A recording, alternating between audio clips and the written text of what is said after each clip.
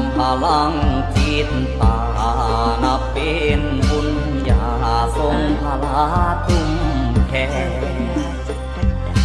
และศรัทธาศาสนารัตนาดวงแก้วโยยิ่งปล่อยวางสลาทุกสิ่งในความจริงหนทางสู่ธรรม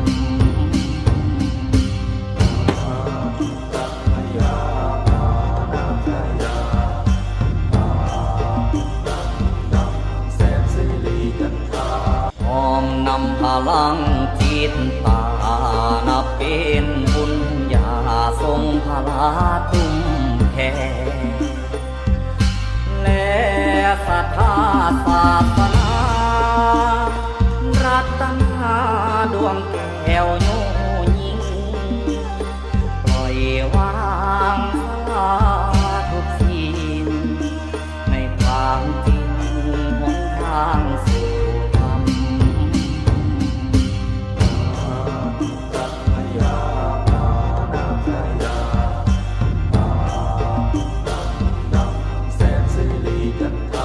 น้อมนำพลังจิตตา